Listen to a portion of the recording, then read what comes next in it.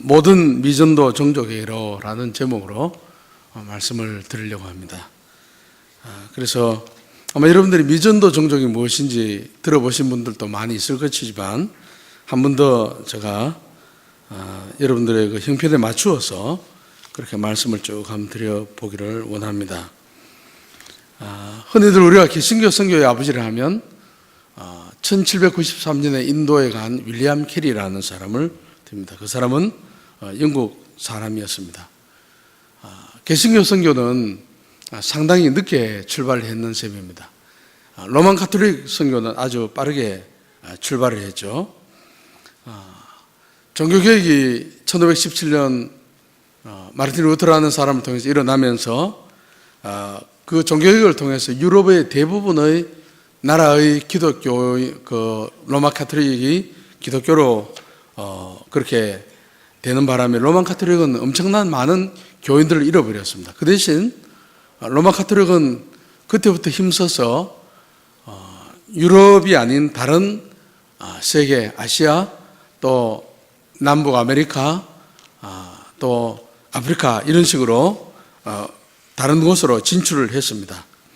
열정적인 선교를 통해서 개신교가 종교개혁을 일으키고 난 뒤에 그 자체의 어떤 믿음과 교회를 다지고 있는 그런 기간에 천안 400년 이후반부터, 그러니까 종교개혁이 일어났던 1517년 전후로 해서 그때부터 본격적으로 로마 가톨릭 선교가 진행이 되었습니다. 로마 가톨릭은 그 당시만 하더라도 지금도 마찬가지지만 사제들은 다 독신이지 않습니까? 그래서 그 당시 시대에 가장 우수한 독신들이 구름처럼 몰려 있었습니다. 그래서 로마 교황이나 나라의 왕이 어느 나라에 선교사를 가라 하면 두말 하지 않고 목숨을 걸고 갔습니다. 그들은 성실함과 정직함과 검소함을 가지고 선교비도 별로 없이 목숨을 내어놓고 가서 그 한 나라를 변화시켰습니다. 예를 들면 1520년대에 갔던 프란시스 자비에르라는 사람이 있습니다. 그 사람은 일본을 복음화시킨 사람입니다. 그 사람을 통해서 수십만이 돌아오기도 했습니다. 그렇게 하는 바람에 개신교는 선교가 많이 늦어졌습니다. 윌리엄 캐리가 1793년에 인도에 들어가 선교하기 전에 개신교 다른 그룹들도 선교를 하지 않은 것은 아닙니다. 예를 들면 모라비안이라는 사람들이 있습니다. 기독교 역사 가운데 가장 창의적이고 열정적으로 선교한 사람들인데, 그 사람들은 1722년 로만 가톨릭 교회 탄압을 피해서 독일의 드레스덴이라는 곳으로 갑니다. 거기에 진젠도르프라는 백작이 있었는데 그 사람의 영지로 이주해서 거기를 터전으로 삼아서 이 사람들은 1732년부터 최초 선교사를 서인도 제도에 파송을 하게 됩니다. 윌리엄 캐리보다 60년 먼저 그렇게 사람들을 선교사로 보내었습니다. 그들은 아프리카 흑인들을 전도하기 위해서, 선교하기 위해서 그들은 스스로 노예로 팔려가기도 했고 감옥에 갇혀서 전도하기도 했습니다. 그래서 그 사람들은 선교사와 가족 절반이 아주 짧은 시간에 병으로 대부분 다 죽었습니다. 그리고 영국의 시골 구두수성공 출신으로 무명의 농촌 목사였던 윌리엄 캐리를 현대 개신교 아버지라고 부르는데, 윌리엄 캐리가 인도에 가기 전 1792년 10월 달에 영국 침례교 모인 그 장소에서 이방에 복음을 전할 필요성을 느끼면서 아주 조그만한 논문을 발표를 합니다.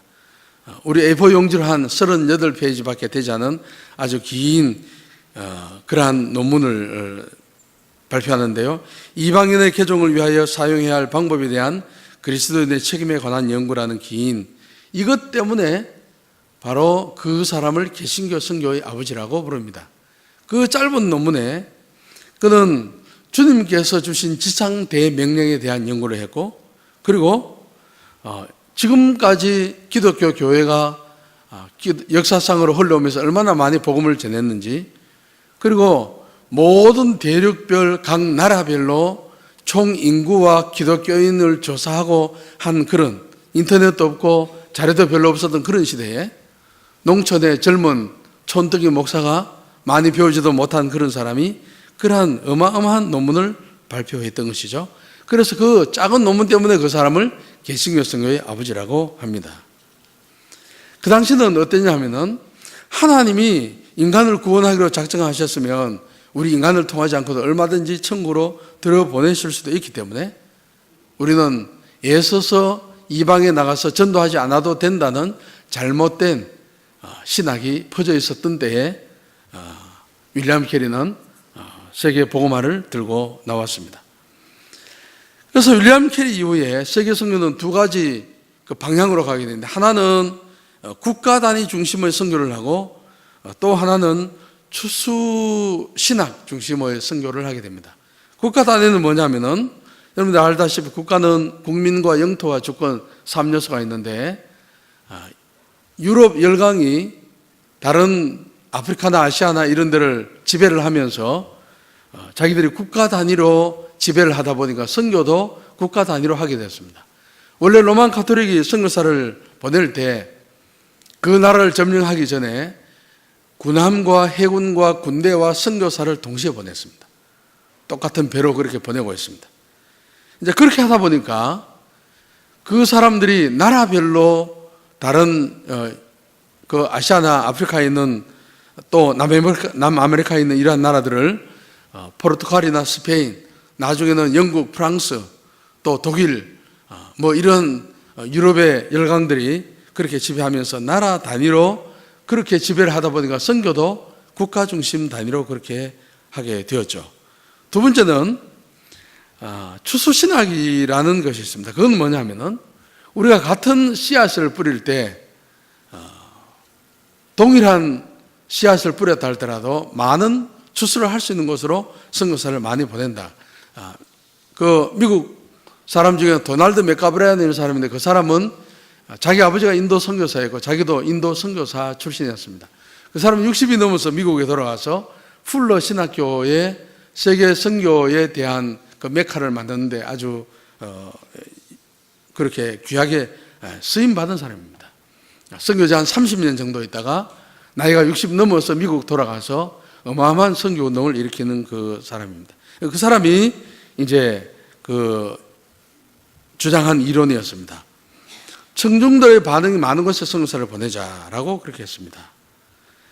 그렇게 하다 보니까 선교사들이 몰리게 되었죠. 어느 정도로 몰렸냐면은 선교사 100명 있으면 한 95명 정도는 기독교가 많이 전파된 곳에 선교사가 가 있고 한 5명 정도만 복음이 별로 전하지 않은 그런 곳에 가 있는 그런 결과를 가져왔습니다. 오늘 제가 또 하나 이제 설명드리고 싶은 것은 뭐냐면은 근대 개신교 선교를 세 가지로 구분합니다. 세 시기로 구분합니다. 70년을 주기로 구분을 하는데 랄프 윈터라는 분이 구분을 했습니다. 이제 첫 번째 시대는 뭐냐면 해안선 지역 중심의 선교 시대입니다. 윌리엄 캐리를 중심으로 해서 서양 열강이 다른 나라를 침범을 했을 때 그 해안 중심으로 그들이 계속해서 사역을 했기 때문에 해안 중심의 안전한 곳으로 선교사들이 있게 되었습니다. 그러고 난 뒤에 두 번째 시대는 1865년에 허드슨 테일러라는 사람에 의해서 내륙 선교 시대가 열리게 됩니다. 허드슨 테일러는 중국 내지 선교회 차이나 인랜드 미션이라는 CIM이라는 선교 단체를 자기가 세우게 되는데, 오늘날 여러분들이 들어봤던 OMF라는 선교 단체 있죠. 이제 한국 OMF 이사장은 우리 담임 목사님입니다. 저도 그 OMF 선교사 출신인데요. 그래서 중국 내지 선교회를 창립한 허드슨 테일러에 의해서 다른 선교사들이 안전한 해안 지역에 선교를 하고 있을 때 나중에 이제 그 해안선이 아닌 내지 깊숙이 들어간 그러한 선교를 하게 되었습니다. 그 다음에 세 번째 선교 시대가 옵니다. 그것은 카메론 타운젠드라는 사람과 또 아까 제가 말씀드린 도널드 맥가브란이라는 사람에 의해서 시작된 어느 집단, 종족 중심의 선교를 하게 됩니다. 카메론 타운젠드라는 사람은 남미의 과테말라라는 곳에 갔는데 이제 그 원주민들에게 복음을 전할 때 스페인어로 복음을 전했는데 한 원주민이 자기에게 당신은 전능하신 하나님을 믿고 있다면 당신은 전능하신 하나님의 말씀을 전하면서 왜 우리가 아는 그런 언어로 하지 않고 왜 식민지 언어로 말하느냐라는 그런 말에 충격을 받고 이제 인디언들에게 그 현지 언어로 복음을 전하기 위해서 이 사람이 1934년에 위클리프 세계 성경 번역 선교회, 위클리프 성경 번역 선교회라는 것을 이제 시작하게 되죠. 한국에는 GBT라고 해서 이름이 바꾸지만은 결국은 카메론 타운젠드가 성경 번역 선교를 시작하면서 이제 성경 번역에 어마어마한 발전이 있게 됩니다. 그래서 쪽봉까지 합하면 한 3,000개 이상 정도의 성경이 이제 번역이 됐고, 전 세계적으로 볼 때 6,000개 조금 넘는 언어 중에 신구약 성경이 다 번역된 그러한 언어들이 어마어마하게 많게 됐습니다. 성경 번역 선교사들 한 5,500명 정도 있는데 거기에는 컴퓨터 전문가도 있지만 비행 조종사들도 많이 있습니다. 밀림 같은데 작은 그 잠자리 비행기에 선교사들이 먹을 음식, 뭐 양식 또한 책 같은 걸 싣고 실어주는 그런 선교사들도 있죠. 우리 한국에도 그런 선교사들이 있습니다. 그래서 미전도 종족이라는 것은 결국 이제 세 번째 시대인 카메론 타운젠드와 도널드 맥가브란을 통해서 종족 중심의 선교를 하면서 이제 미전도 종족이라는 그러한 개념이 생기게 됩니다. 자신의 종족의 복음을 전파할 수 있는 믿는 그리스도인의 자생적인 그 교회가 없는 것을 미전도 종족이라고 그렇게 부릅니다. 랄프 윈터라는 사람이 1974년 7월에 스위스 로잔에서 제1차 세계 복음화 국제대회를 열게 됩니다. 여러분들 이제 신학적으로도 자유주의와 또한 이 복음주의, 보수주의가 이렇게 두 부류가 있는데요.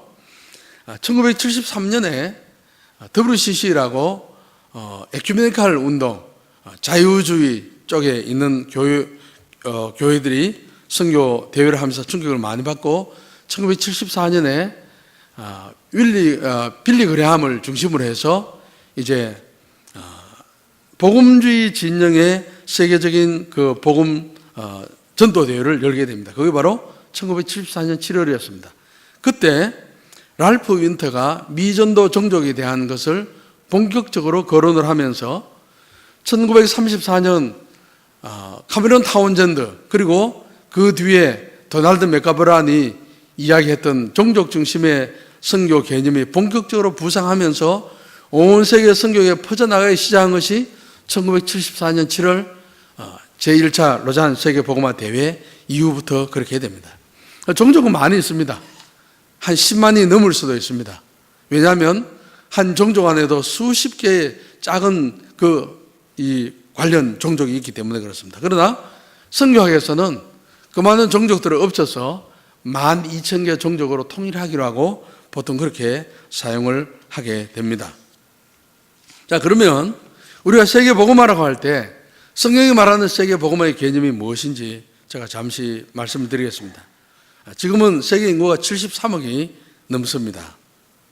가장 좋은 것은 73억이 넘는 인구 중에 한 명도 빠지지 않고 다 예수 믿는 것이겠죠. 예를 들면 디모데후서 2장 4절 말씀해 보면 하나님은 모든 사람이 구원을 받으며 진리를 아는 데 이르기를 원하신다고 그렇게 말씀하고 있습니다. 그런데 또 성경에는 구원은 모든 사람의 것이 아니다라고 믿음은 모든 사람의 것이 아니라고 데살로니가 후서 3장 2절에도 말씀을 하고 있습니다. 그렇다면 현실적으로 성경이 가르치고 있는 세계 복음화의 목표는 무엇인가라고 우리가 질문을 할 때 오늘 우리가 읽은 마태복음 24장 14절 이 천국 복음이 모든 민족에게 증거되기 위하여 온 세상에 전파되리니 그제야 끝이 오리라. 그리고 우리가 주님의 그 대명령이 있지 않습니까? 마태복음 28장 마지막에 나오는 그러므로 너희는 가서 모든 족속으로 제자를 삼아. 누가복음 24장에도 그 말씀이 나옵니다. 그의 이름으로 죄사함을 얻게 하는 회개가 예루살렘으로부터 시작하여 모든 족속에게 전파될 것이 기록되었으니, 우리말에는 민족, 족속 이런 걸로 번역이 되어 있지만 헬라어 원어에는 에스네라는 그러한 단어를 쓰고 있습니다.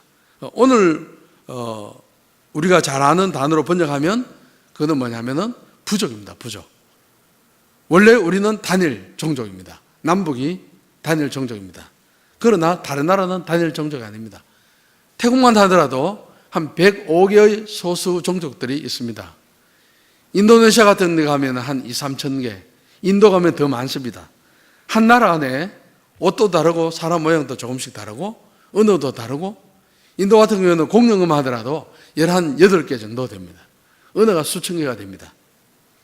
그러니까 오늘 마태복음 24장 14절 이 천국복음이 모든 민족에게 증거되기 위하여 할 때, 이제 주님이 언제 오시는가 그 징조를 이야기할 때 주님의 복음이 모든 민족에게 증거가 되어야 된다.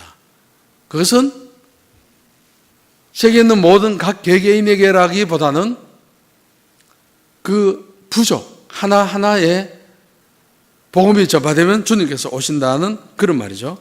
그래서 이제 선교학에서는 이것을 발견하고 드디어 종족 중심의 선교를 하게 됩니다. 그래서 미전도 종족 중심의 선교를 1974년부터 해서 우리나라에도 1993년 이제 한국에서도 본부를 이제 차려서 이제 계속해서 그렇게 복음을 미전도 종족에 전하게 되었습니다. 그래서 1970년도 이후에 세계 선교의 패러다임은 미전도 종족 중심의 선교로 옮겨가게 되었습니다. 그래서 한국 미전도 종족 입양 본부를 1993년에 만들고 한국교회도 그렇게 노력을 하게 되었습니다. 그리고 1988년도부터 선교한국 대회라고 열리게 되었죠. 2년에 한 번씩. 지난 여름에는 세종대학교에서 선교한국 대회가 열렸습니다. 한국교회가 선교사를 많이 파송하게 된 이유 중에 하나는 선교한국이라는 1988년부터 2년마다 열리는 그 대회에 몇천 명의 젊은 대학생들이 몰려왔다가 그들이 선교에 대한 뜨거운 도전을 받고 선교지로 나가기 때문에 오늘날 실제로 파송된 선교사들은 3만 명이 넘습니다. 여러분들 이제 우리 한국교회가 얼마나 많은 선교사를 보냈냐에 대해서 여러분들이 감이 잘 잡히지 않을 것입니다. 기독교인 숫자 대비 한국교회는 세계에서 선교사를 제일 많이 보낸 교회라고 할 수 있습니다. 예를 들면 한국교회 기독교인은 800만이 되지 않습니다. 760만, 50만, 40만 정도, 700만이 조금 넘을 것입니다. 그런데 이 숫자는 미국 남침례교 교단의 기독교인 숫자가 1600만 정도로 보죠. 그러니까 우리 남한에 있는 기독교인 100 이상입니다. 그런데 남침례교 선교부에서 파송된 선교사들이 한 4,000명 조금 넘어요. 우리 남한 기독교인 배 숫자가 한 4,000 몇백 명을 보냈다는 겁니다.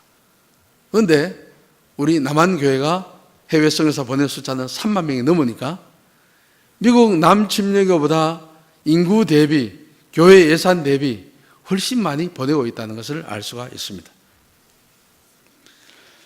그래서 1993년도 이후부터 한국교회도 미전도 종족 중심의 선교를 많이 했습니다. 그런데 한 가지 이제 특별할 만한 사실은 1993년 이후 그렇게 많이 힘을 썼지만은 한 7년 이후에 보니까 한국교회가 미전도 종족을 선교한 것을 보니까 한 200개 정도밖에 되지 않았습니다. 세계는 미전도 종족이 너무나 많은데, 그래서 많은 수확을 거둘 수가 없었던 것이죠. 그래서 거기에 대한 하나의 대안으로서 2000년 7월 달에 빌리 그레함 전도협회가 네덜란드 암스테르담에서 전 세계에서 10,000명 이상의 선교 교회 대표들 와서 이제 대회를 하는 가운데 한날 저녁에 선교 지도자들 500명을 따로 불러서 테이블을 100개를 깔고 번호를 1번부터 100번까지 쫙 붙였습니다.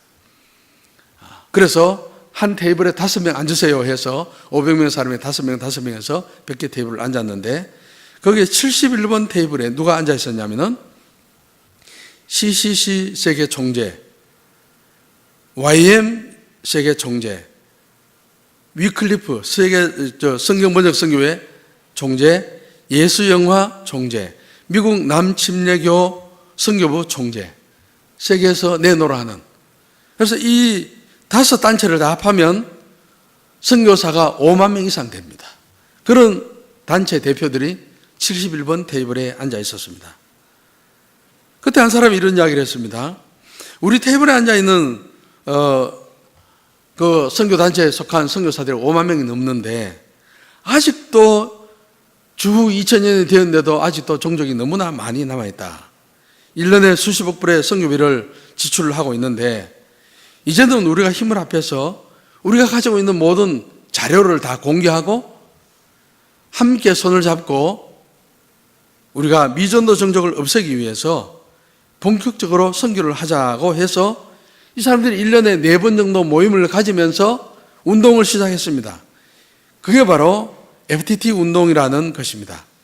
Finishing the Task에서 남은 가업 완수라고 할 수 있습니다. 그래서 그 운동을 중심으로 해서 이제 본격적으로 아직도 남아있는 미전도 종족을 이제 접근하게 되었습니다. 그래서 2005년이 되었을 때 세계 모든 미전도 종족, 각 선교단체에 있는 모든 자료를 통합해 본 결과 이런 결론을 얻게 됐습니다. 인구 10만 명 이상 종족 가운데 아직도 복음이 전혀 전해지지 않은 종족이 639개 종족이 된다는 것을 그때 알고, 그 다음에 그 통계를 가지고 이제 각 선교단체들이 그것을 나누어서 인구 10만 명 이상, 큰 종족 10만 명 이상, 그게 100만, 200만도 되는데 그 10만 명 이상의 모든 종족을 중심으로 해서 복음을 본격적으로 전하기 시작했습니다. 놀라운 것은 지금은 인구 10만 명 이상 종족 가운데 미전도 종족은 거의 사라졌습니다. 지금은 어떠냐면은 한 종족당 2만 명 이상, 3만 명 이상, 5천 명 이상, 1,000명 이상, 그런 종족 단위로 계속해서 좁혀가면서 그야말로 미전도 종족이 제로 상태로 지금 접근하고 있습니다. 그러니까 오늘 우리가 읽은 마태복음 24장 14절 그 말씀에 의하면 하나님의 복음이 모든 부족에게 다 들어가면, 그러니까 부족의 인구 모든 개개인이 아니고 그 부족 가운데 적어도 교회가 세워지고 거기에 주의 종들이 세워지고 예배를 드리는 그룹이 생기면, 모든 종족 가운데 다 생기면 주님이 오신다고 볼 때 아마 우리가 아직도 살아있는 시대에 주님이 오실지도 모르는 그러한 시대에 우리가 살고 있습니다. 그래서 선교학자들과 선교사들은 아마 자기들이 살아있을 때 주님이 오실지도 모른다고 생각하고 있는 사람들이 많이 있습니다. 물론 그 날과 그 시는 하나님 아버지 외에 아무도 알 수 없습니다. 몇 월 며칠에 온다는 건 다 이단이죠. 그러나 우리는 세계 선교가 흘러가는 것을 볼 때에 아주 급속도로 미전도 종족이 점점 없어지는 그런 시대를 살고 있습니다. 그 미전도 종족 제로를 향해서 위에서 큰 돌을 산 위에서 이렇게 밑으로 굴리면 가면서 점점 더 빨라져서 아주 빠르게 그렇게 돌이 굴러가는 것처럼 미전도 종족 중심의 선교가 매우 빠르게 그렇게 흘러가고 있습니다. 그래서 아마 미전도 종족이 하나도 없어지면 그때는 아마 주님이 오실지도 모르겠습니다. 그래서 이 미전도 종족 선교를 어떻게 하느냐 하면은 옛날처럼 그렇게 하지 않습니다. 선교사가 가서 언어 배우면서 시간이 지나면서 땅을 구하고 교회 건물을 세워놓고 현지인들을 이렇게 불러서 신학교에 3년 4년 보내고 그 사람 돌아오면 복음 전하게 하는 그런 식으로 복음을 전하지 않습니다.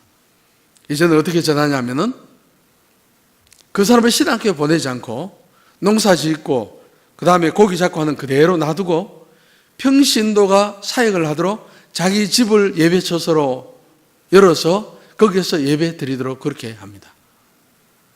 어느 정도로 복음 전파가 빠르냐면은 지금 아까 639개 종족 말씀드렸죠. 한 종족 10만 명 이상 가운데 복음이 전혀 전해지지 않은 그러한 종족 가운데 310개가 인도에 있습니다. 그래서 제가 서울에서 목회할 때 인도에 있는 미전도 종족을 입양을 하면 한 종족당 2명의 사역자를 파송합니다. 2명의 사역자를 파송하는데 돈이 얼마 드냐면 300불 듭니다. 우리도 30만 좀 넘죠. 그러면 두 사람이 한 조가 되어가지고 생활비 100불, 교통비 50불 해서 그걸 가지고 이제 한 주에 교회 하나 정도를 개척합니다. 그 교회를 하는 것이 우리처럼 땅 사고 건물 사는 것이 아니고 이 동네에 가서 한 주간 복음 전해서 주일이 되면은 그 동네 누구에게 예배를, 누구 집에서 예배를 드리고 그 다음 주에 예배를 드리고 그런 식으로 해서 1년 지나면은 약 한 50개 이상의 가정교회가 개척이 되는 거죠. 그럼 1년 지나면 한 50개 정도의 가정교회에서 헌금이 모아지고 하면 결국 그 돈은 2명 파송된 한 달에 300불 주었던 그 재정을 충당할 수 있기 때문에 한국에 있는 교회는 그 종족을 향한 지원을 끊고 다른 종족을 다른 종족을 이방을 하는 것입니다. 그런 식으로 해서 어마어마한 많은 그러한 종족을 그렇게 복음화를 하는 것입니다. 제가 거주하고 있는 인도에 어떤 선교사님이 있습니다. 그 선교사님 같은 경우에 인도의 현지인 사역자들도 있고 선교사들 한 서너 명의 동역자들이 있습니다. 어느 정도로 복음을 많이 전했냐면은 11월 1일 정도부터 12월 말까지 달력 한 장으로 된 1월부터 12월까지 나온 달력 한 장으로 된 달력을 100만 장씩 찍습니다. 돈이 어마어마하게 많이 들어가겠죠. 그 달력을 가지고 인도 동역자들을 훈련시킨 사람들을 많이 불러가지고 그 달력을 전국적으로 보내가지고 그 사람들이 전국의 각 마을마다 인도는 나라가 굉장히 큽니다. 인구가 한 14억 되기 때문에 한 13억이 넘습니다. 그 각 마을마다 다니면서 많은 사람들이 복음을 전해서 한 번씩 복음을 전하고 나면 세례 받는 사람이 40만, 50만 명 나옵니다. 그래서 이 선교사님이 인도에 가서 자기 그룹을 통해서 세례 준 사람이 한 3, 400만 됩니다. 여러분들, 선교 역사에 이런 일이 없었습니다. 한 선교사가 자기 그룹, 선교사 몇 명 되지 않는 사람들과 함께 현지인들과 함께 힘을 합해서 그렇게 3, 400만의 세례를 주는 그런 역사는 지금까지 거의 없었습니다. 그게 바로 FTT 운동이라는 것입니다. 자, 그래서 제가 파워포인트를 가지고 여러분들에게 제가 말씀드린 것을 중심으로 해서 조금 말씀을 드리겠습니다. 파워포인트 보여주시기 바랍니다. 일부는 여러분들이 아마 보셨을 텐데요. 미전도 정족 선교 그 다음에 보시기 바랍니다. 랄프 윈트라는 사람이 이제 70년 주기로 윌리엄 캐리 이후에 해안선 선교시대, 내륙 선교시대, 종족 선교시대로 나누었습니다. 그 다음에 보시면 그 세 시대가 나오는데 맨 윌리엄 캐리 중심으로 나오고 그 다음에 내지 선교 허드슨 텔러를 중심으로 나오고 미전도 정족 도널드 맥가브란과 카메론 타운젠드 중심으로 나옵니다. 그 다음에 보시면 복음화의 범위, 아까 우리 읽은 성경 말씀 있지 않습니까? 이 천국 복음이 모든 민족에 증언되기 위하여 온 세상에 전파되리니 그제 끝이 오리라. 여기 모든 민족에게 하는 것은 인종 언어학적인 종족 그룹을 이야기를 합니다. 종족 혹은 부족이 더 정확합니다. 그래서 마태복음 28장 19절에 너희는 가서 모든 민족을 제자로 삼을 때 그 민족도 헬라 원어는 똑같습니다. 그래서 결국 성경이 말씀하는 세계 복음화는 각 개인이라기보다는 종족 단위 중심으로 말씀하는 것이라고 우리가 어느 정도 결론을 내릴 수가 있습니다. 그 다음에 보시면 아프리카를 나라별로 보면 여러분들 이 듬성듬성 국경이 그어져 있습니다. 그러나 종족별로 보면은 거미줄처럼 한 나라 안에도 수백 수천의 종족이 있습니다.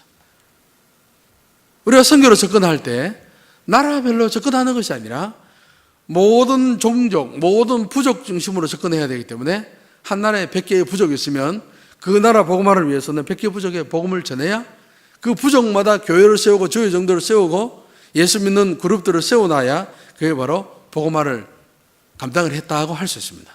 나라에 어떤 종족은 하나도 복음이 전해지지 않고 어떤 종족에만 그렇게 복음이 전해졌다면 그거는 전 나라를 복음화했다고 할 수가 없습니다. 예를 들면 청년들이 추석 때 버마를 갔다 왔습니다. 미얀마를 갔다 왔습니다. 인도 차이나 반도를 놓고 보면 그 주종족은 예수를 믿지 않습니다. 여기 우리 태국 아주머니도 여기 앉아 있지만 태국 사람들 가운데 진짜 태국 종족이 한 80% 됩니다. 그 사람들 가운데 예수 믿는 사람은 별로 없습니다. 어느 정도로 이 사람들이 예수를 믿기가 힘드냐 하면 미국 장로교 선교사들이 1840년에 선교사를 보내어가지고 선교사를 계속 보냈습니다. 계속 보내가지고 태국 사람 불교인 한 명 예수 믿게 만났는데 20년 걸렸습니다. 1860년 되었을 때 한 명이 세례를 받게 되었습니다. 소수 종족은 비교적 쉽게 예수를 믿는데 다시 말하면 인도 차이나 반도 지도를 놓고 볼 때 태국이라는 나라는 타이 종족이 예수를 믿지 않습니다. 소수 부족들이 예수를 믿습니다. 미얀마를 놓고 볼 때 미얀마, 버마 종족은 예수를 믿지 않습니다. 뭐 카친족, 카렌족 무슨 소수 종족이 예수를 믿습니다. 캄보디아도 마찬가지입니다. 캄보디아 주종족은 별로 믿지 않고 다른 소수 종족, 베트남도 마찬가지입니다. 베트남 주종족이 아니고 소수 종족 다 그렇습니다. 그 다음에 미전도 종족이 어딘지 한번 다음 그림을 보시면 북위 10도에서 40도 그것을 1040 윈도우 1040 창이라 그래 이야기합니다. 거기에는 복음을 듣지 못한 많은 사람들이 거기에 포함이 되어 있습니다. 저기에는 대부분 못 사는 사람들, 불교 그리고 북아프리카를 중심으로 해서 그 다음에 모슬렘, 힌두교는 인도에 있지 않습니까? 그런 사람들이 주로 몰려있는 것이 바로 10, 40 창에 대부분 있습니다. 그 다음 보시면 자, 미전도 종족 수와 인구를 대충 낸 것을 볼 수가 있는데요. 무슬림 같은 경우에 전체 관람에 있는 것 전체 종족 세계 무슬림 전체 종족을 4,100개 종족으로 볼 때 미전도 종족은 3,300개 미전도 종족 인구는 12억 6천 그렇게 나와 있습니다. 힌두교는 전체 종족이 얼마입니까? 3,400개 종족이죠. 그런데 미전도 종족은 그 중에 2,400개 종족 불교는 1,300개 종족 중에 미전도 종족은 700개 부족 종교는 전체 3,700개 종족 중에 1,200 종족이 미전도 종족 뭐 이런 식으로 해서 통계가 나와 있습니다. 자, 그 다음에 이걸 쉽게 정리를 하면은 이렇게 됩니다. 세계 인구는 73억으로 볼 때 3분의 1은 기독교는 로마 카톨릭하고 개신교를 다 뭐 이렇게 다 포함하는 거예요. 한 3분의 1 정도로 봅니다. 세계 인구. 그 다음에 여러분들 3분의 1 그 노란색이 있지 않습니까? 거기는 우리가 복음을 전할 수 있는 곳에도 불구하고 예수 믿지 않는 사람이 세계 한 3분의 1. 그 다음에 밑에 빨간 거는 복음을 전할 수 없는 곳, 그러니까 모슬림이라든지 합법적으로 복음을 전할 수 없는 그 가운데 살아가는 예수 믿지 않는 그런 사람들이 한 3분의 1 정도로 저렇게 되어 있습니다. 자, 그 다음에 한번 보십시오. 지구촌에 기독교 분포를 한번 보시면 블루 색깔에 이렇게 점이 많이 찍혀 있죠. 어디에 많이 있습니까? 유럽에 많이 있죠. 미국에 많이 있죠. 미국, 캐나다. 그 다음에 남아메리카 쪽에 로마 카톨릭이 많이 있죠. 거기는. 그리고 아프리카 남부, 사하라 이남 쪽. 그리고 아시아 쪽 오면 남한, 그리고 필리핀, 뭐 이런 식으로 점이 많이 찍힌 것을 볼 수가 있습니다. 기독교가 저렇게 분포가 되어 있습니다. 그 다음에 한번 보십시오. 이슬람교는 어떻게 됐는가를 우리가 볼 수 있습니다. 아프리카를 보면 사하라 사막 이부, 특별히 아프리카 그 북부 끝, 튀니지, 이집트, 이런 모로코 이런 곳 많이 있고, 그 다음에는 중동이 많이 있죠. 중동. 그 다음에 쭉 오면 아시아 가운데 태국 남부, 말레이시아, 그 다음에 인도네시아, 필리핀, 민다나오 이런 곳에 모슬림이 집중되어 있는 것을 우리는 볼 수가 있습니다. 그 다음에 한번 보십시오. 저거는 불교입니다. 불교가 어디 있습니까? 아시아 지역에 다 있죠. 인도차이나 반도를 비롯해서 중국, 그 다음에 한국, 일본 이런 곳에 불교가 포함이 되어 있습니다. 그 다음 보십시오. 힌두교 분포는 어디에 있습니까? 주로 인도에 있죠. 힌두교 인구가 엄청 많습니다.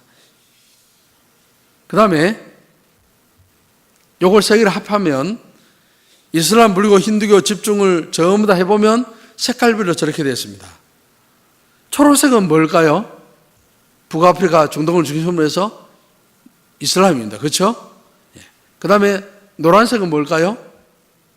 노란색은 불교입니다. 힌두교 되어 있네, 힌두교. 힌두교 되어 있고, 그 다음에 그보다 조금 더 진한 색은 불교입니다. 저거 보면 40 창이죠. 북위 10도와 40도 사이에 미전도 정조, 이슬람, 불교, 힌두교가 집중적으로 그렇게 포함이 되어 있습니다. 그리고 잘 못 사는 사람들, 거기 다 몰려 있습니다. 그 다음에 한번 보십시오. 오늘 제가 미전도 정적에 대해서 말씀드렸는데요. 미전도 정적이 집중되어 있는 곳이 가장 빨간 데가 어느 나라입니까? 인도입니다. 인도. 되어 있고, 그 다음에 아프리카. 그리고 인도 오른쪽, 중국, 이런 쪽으로 쭉 동남아 이런 식으로 되어 있습니다. 미전도 정적이 저렇게 퍼져 있는 곳이 저러한 곳입니다. 자, 그 다음 보십시오. 자, 그동안의 세계 역사를 볼 때 복음에 엄청난 놀라운 진보가 있었습니다. 복음화 0%에서 2.5% 되기까지 한 1800년이 걸렸습니다. 너무나 느렸죠. 그런데 2.5%에서 배로 늘어나는 5% 될 때까지 70년밖에 소요되지 않았습니다. 자, 5%에서 11.2% 배 이상 될 때까지 30년밖에 되지 않았습니다. 우리가 기독교사를 볼 때 복음화의 역사가 매우 빨라지는 것을 여실히 볼 수가 있습니다. 아까 제가 말씀드릴 때 인구 10만 명 이상 미전도 종족은 거의 없어졌고 5만 명 이상도 거의 없어졌고 2만 5천 명, 1만 명 이런 식으로 좁혀져 가는 걸 볼 때 미전도 종족은 거의 없는 그런 시대를 우리가 살고 있습니다. 그 다음에 한번 보십시오. 연도별 한국 선교사 파송 숫자가 나옵니다. 2004년에 정식으로 통계가 나왔는데 1만 명이 넘었습니다. 쭉 나오다가 2009년이 되었을 때 2만 명이 넘게 되었습니다. 2013년에 2만 5천 얼마지만 지금은 사실은 한 3만 명으로 볼 수가 있습니다. 또 한 가지 놀라운 사실은 우리나라에 들어온 이슬람 선교사 숫자가 3만 명이 넘는다는 사실을 알아야 합니다. 산유국이라든지 이슬람 국가에서 공부하러 온 대부분의 젊은이들은 선교사라고 보면 된답니다. 공부하기 위해서는 미국까지 우리나라에 올 필요가 없습니다. 심지어는 한농대학 같은 경우에도 이슬람 학생이 자신에게 딱 들어왔는데 학생들을 전도하는 거예요. 이슬람식으로. 그래서 예수 믿는 사람들이 많이 딸려갔다는 그런 이야기를 들었습니다. 이슬람은 아주 독합니다. 한 손에는 칼, 한 손에는 코란입니다. 믿지 않으면 죽이는 그러한 전략을 쓰고 있죠. 그래서 우리 한국교회가 선교사를 많이 파송했다고 자랑하지만 우리 속에 들어와 있는 이슬람권 선교사는 우리 한국교회가 파송한 선교사보다 더 많다는 것을 우리 알아야 합니다. 그 다음에 한번 보시기 바랍니다. 그러면 한국 선교사들이 국가별로 어디에 보냈는가? 동북아 A국 하는 건 다 아는 겁니다. 중국이죠. 중국 시국이라 하지만 대부분 A라 합니다. 다 아는 사실입니다. 그런데 미국은 주로 한인교회를 중심으로 나가 있는 분들 선교사로 치는 것 같습니다. 필리핀, 일본, 인도, 태국, 인도네시아, 그 다음에 캄보디아 이런 식으로 되어 있습니다. 자, 그 다음에 미전도 종족의 정의라는 것 한번 읽겠습니다. 위에부터 시작. 미전도라는 말은 숨겨진, 잊혀진, 무시되어진 또는 닿지 못하는 뜻을 가지고 있다. 복음 전도 여부 그리고 활동적인 교회 존재 여부에 따라서 미전도 종족이라 합니다. 그리고 읽습니다. 미전도 종족이란 외부로부터의 도움 없이 자신의 종족 스스로가 복음화하기 위한 적절한 사람들이나 자원이 될 수 있는 독립적인 그리스도인 공동체, 교회가 없는 집단을 말한다. 네. 그 다음에 한번 보시길 바랍니다. 선교 환경의 변화입니다. 서구 선교사들이 공백이 많이 생기고 있습니다. 그건 왜 그러냐면은 서구 교회가 전성기가 지나가고 예수 믿는 사람이 점점 줄어들기 때문에 자기 나라의 전도가 되지 않습니다. 저는 우리가 속해 있는 이 서울시민교회를 귀하게 생각하는 건 뭐냐면 해외 선교만 부르치지 않고 실제로 국내 선교에 힘을 많이 쓴다는 겁니다. 우리가 직접 나가서 전도를 많이 한다는 겁니다. 기차가 보면 기차 레일이 두 개가 있습니다. 기차가 달리려고 하면 두 개의 레일을 가지고 달려야 기차가 나가는 것처럼 교회가 제대로 서려고 하면 국내 선교와 해외 선교가 동시에 나가야 합니다. 그런 의미에 있어서 서울시민교회는 하나의 좋은 모델이라고 할 수 있습니다. 사실은 한국교회 많은 교회들 가운데는 자기 교회가 스스로 전도하는 것 없이 해외 선교만 많이 강조하는 경향이 상당히 많습니다. 해외 선교가 되려면 국내에 있는 교회가 전도가 되어야 합니다. 교인들의 숫자가 불어나고 그들이 선교사를 위해서 기도하고 헌금해야 선교사를 보낼 수 있습니다. 그런데 지금 영국 교회 같은 경우 어떠냐 하면은 사람들이 주일날 되면 교회를 거의 나가지 않습니다. 아마 제가 정확한 통계는 모르지만 100명 중에 한 2명 정도 주일날 교회에 나갈지 모릅니다. 영국이. 영국은 옛날에 해가 지지 않는 나라라고 해서 하나님 은혜를 많이 주셨을 때는 많은 선교사를 보냈지만 지금은 교회가 약해지고 교회 건물이 팔리고 이슬람 사원이나 술집이나 팔리고 그렇게 하기 때문에 보내준 선교사도 돈이 없어서 돌아와야 되고 새로운 젊은 선교사를 거의 보내지 못합니다. 그래서 저는 이런 케이스도 봤습니다. 한국 여자가 영국 백인 남자하고 결혼해서 선교사로 파송되는데 영국 교회가 후원을 못하니까 한국 교회가 그 영국 남자 가정, 한국 여자하고 영국 남자 가정 이룬 그 가정을 후원하는 것을 보았습니다. 아마 앞으로는 그렇게 될 것입니다. 우리에게 복음을 전해줬던 토마스 선교사 그런 사람들도 원래는 웨일즈 사람이지 않습니까? 그런데 웨일즈 그런 데는 다 가면 한 교회 건물은 있습니다. 오래된 건물. 거기에 아주 연로하신 어르신들만 그저 10명, 5명 있습니다. 그래서 교회가 유지가 안 됩니다. 교회 수리비도 안 나옵니다. 그래서 어떠냐 하면은 저 친구 중에 한 명은 거기에 가서 교회를 10개 정도를 돌봅니다. 사례를 받지 않고. 그렇게 하고 있습니다. 유럽 교회가 그만큼 심각합니다. 그러다 보니까 그 유럽에서 먼저 보냈던 선교사들이 돌아오다 보니까 한국 선교사들이 그 자리를 채워야 하는 것이죠. 자, 지금 한류 열풍의 긍정적 효과는 이거는 여러분들 대단합니다. 여러분들 한류 하니까 개념이 잘 떠오르지 않는데 한국 드라마는 세계 탑입니다. 이슬람 사람들, 중국 사람들, 태국 사람들, 한국 사람 드라마 봐버리면 자기 나라 드라마는 너무 싱거워서 보지를 못합니다. 그래서 한국에 딱 끝나면 번역이 다 돼서 막바로 그 나라에서 이렇게 상영되는 것들이 거의 대부분이라 할 수 있습니다. 한류 열풍은 대단합니다. 한류 열풍이 되면서 한국 선교사들이 전하는 복음에 그들이 귀를 기울이기 시작했습니다. 그러니까 이 한류 열풍하고 선교의 상황에는 대단합니다. 대장금 같은 경우에 세계 거의 대부분 나라에 다 퍼져나가는데 그것 때문에 선교의 효과가 대단하죠. 한국이 어딘지 잘 몰랐는데 대장금 때문에 한국 선교사 주위에 있으면 귀를 기울여도 찾아오게 되고 한국말을 배우려고 하고 선교사들 중에 한국어 교수한 사람들이 굉장히 많습니다. 각 나라마다 쫙 깔렸습니다. 대학생들, 젊은이들 한국어 다 배우러 옵니다. 그거 가지고 다 복음을 전하고 있습니다. 한류 열풍의 긍정적 효과. 그리고 한국 교회에 대한 기대, 활용. 그리고 마지막에 한인 디아스포라의 헌신. 여러분들 이런 말이 있죠. 일본 사람은 다른 나라에 가면 무엇을 여느냐? 전자상회, 전자제품 파는 가게를 열고, 중국 사람들은 중국 음식점을 열고, 한국 사람들은 교회를 엽니다. 한국 사람들이 온 세상에 일본의 핍박으로 연해주로 무슨 러시아로 중국으로 많이, 그리고 온 세계로 심지어 하와이로 많이 갔지 않습니까?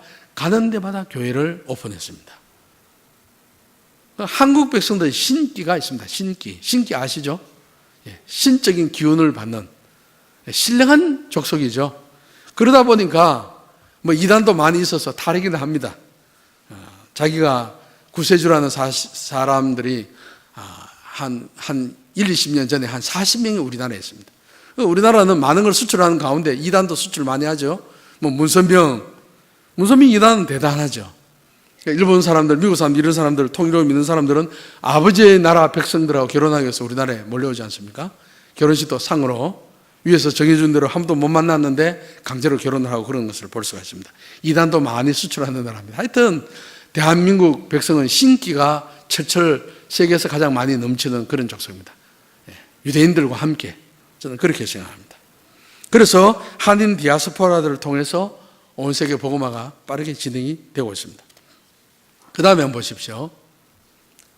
유럽에는 무슬림이 많이 들어가 있습니다. 우리나라처럼 영국 사람, 프랑스 사람, 독일 사람, 이런 사람들 아이 많이 낳지 않습니다. 그런데 3D 직종, 그 노동자들이 주로 어디서 오냐면은 이슬람 국가에서 옵니다. 그 사람들 와서 최고 목표는 뭐냐면 아이를 많이 낳는 겁니다. 본국에 자기 부인이 있어도 다른 나라에 가면 결혼 안 했다고 결혼해서 무조건 아이를 팡팡 낳습니다. 많이 낳습니다. 보통 어떤 나라에 가면 무슬림 남자들은 여자 4명 거느릴 수 있습니다. 아이를 많이 낳죠. 그러다 보니까 이 자연 증가, 이슬람의 자연 증가 때문에 이슬람의 성장이 가장 빠릅니다. 세계에서. 저는 이미 시간이 지나버렸는데 여러분들 가운데 아직도 가능성이 있는 분들은 일단 낳고 봐야 합니다. 자녀들 결혼시키면 앞뒤 다 따지면서 애를 많이 낳지 말라고 하면 안 되고 애를 많이 낳으라고 해야 합니다. 어떻게 하든지 간에 많이 팡팡 낳아서 하나님의 교회가 줄어들지 않도록 생산을 많이 해야 할 그런 시점입니다. 정말 위기죠. 자, 유럽이 왜 저렇게 모슬림에 점령당했는가? 저출산 때문에. 그리고 3D 직종을 싫어하다 보니까 그 사람들이 와서 야금야금 먹으면서 결국은 런던, 프랑스, 파리 수도들이 이슬람 쪽으로 많이 넘어가는 겁니다.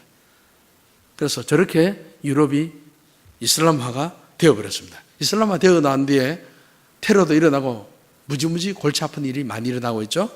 자, 마지막에 한번 봅시다. 한번 같이 읽겠습니다. 시작. 아직도 복음이 전해지지 않은 미전도 종족에게 복음을 전하여 주님이 다시 재림하실 수 있는 길을 예배하는데 온 힘을 기울일 수 있기를 바랍니다. 이게 무슨 말씀이냐면은 우리가 마태복음, 마가복음, 누가복음에 보면은 주님이 마지막 날 징조에 대한 말씀을 많이 하십니다. 지진이 있고 기근이 있고 전쟁이 있고 민족이 민족을 향하여 서로 전쟁을 하고 하는데 그 가운데 인간이 주님의 재림을 앞당길 수 있는 것 딱 하나 있습니다. 그것은 바로 미전도 종족에게 복음을 전하는 것입니다. 우리가 복음을 빨리 전하면 주님이 오시는 날이 가까워진다 그 말이죠. 그런 의미에 있어서 미전도 종족에게 복음을 전하는 것은 매우 중요합니다.